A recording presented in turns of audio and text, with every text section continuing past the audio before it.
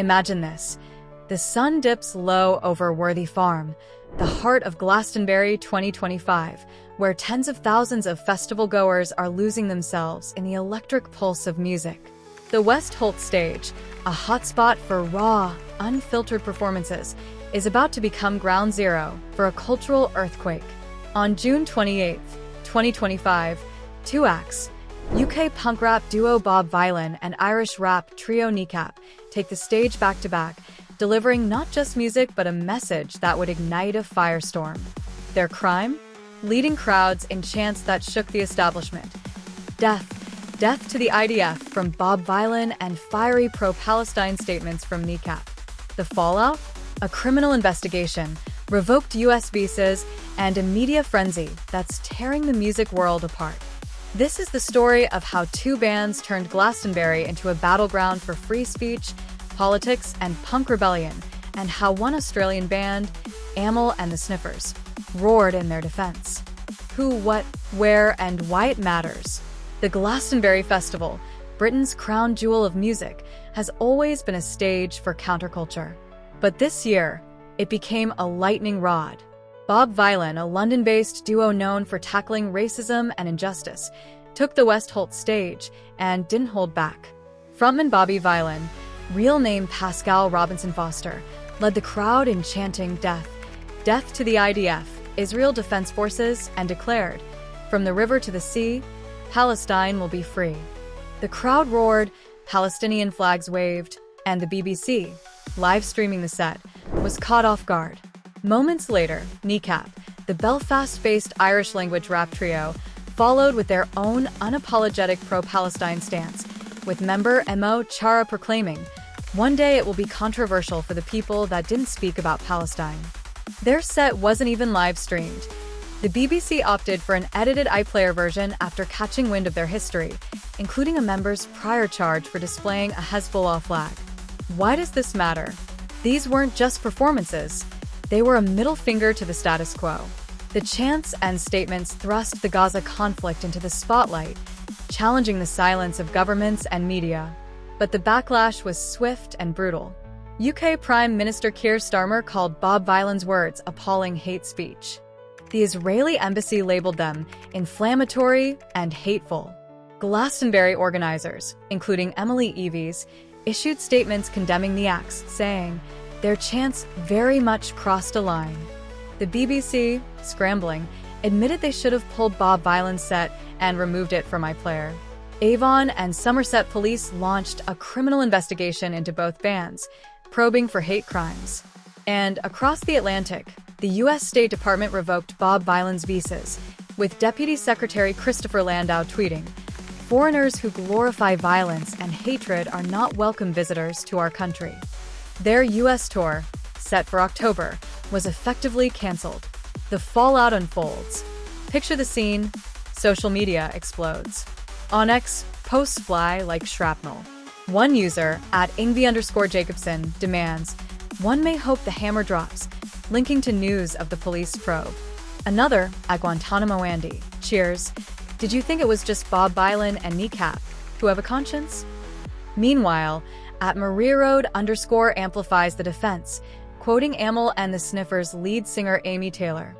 "If you don't want politics in music, don't blame the musicians, blame the politicians and journalists." The virtual world becomes a war zone of opinions. Some call the band's help to the bands as heroes, others as criminals. The British media, however, zeroes in on Bob Vylan and Kneecap, painting them as rogue agitators. Headlines scream of hate speech and incitement to violence.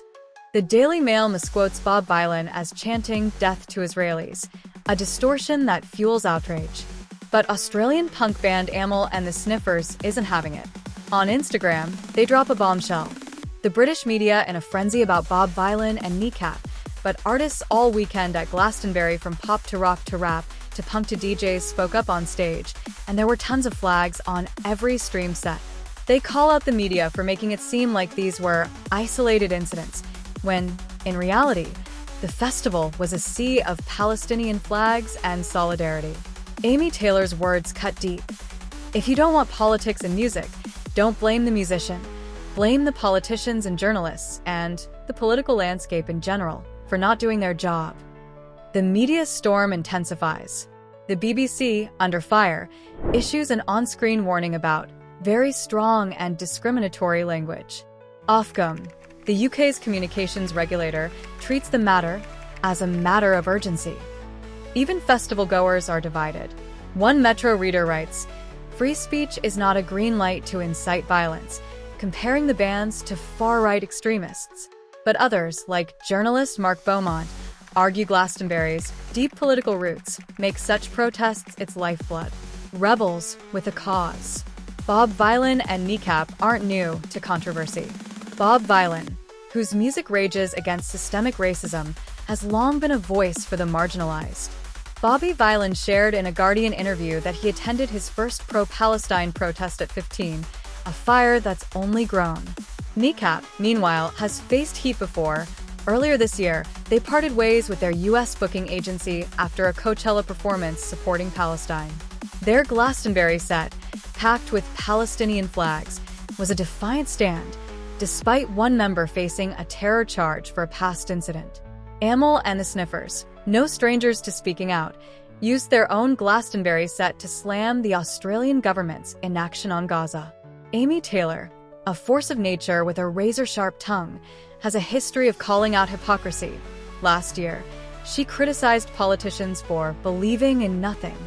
Their support for Bob Vylan and Kneecap isn't just camaraderie, it's a rallying cry for artists to be the voice of the voiceless. Glastonbury 2025 was a powder keg of political expression, with countless acts, from pop to punk, waving flags and speaking out. Yet, the media's laser focus on two bands smells like a deliberate attempt to control the narrative. The broader context?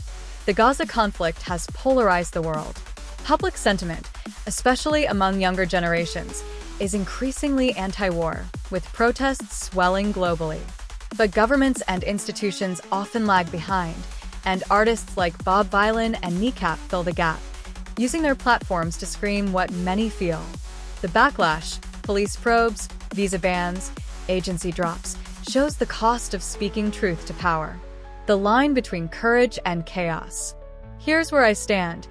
Music has always been a megaphone for the oppressed.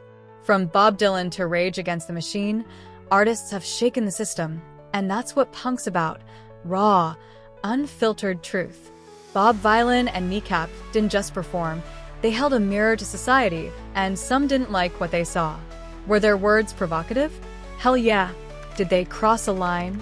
That's where it gets murky. Chanting "Death to the IDF" is visceral, but it's born from real pain. Thousands of civilian deaths in Gaza, a humanitarian crisis ignored by too many.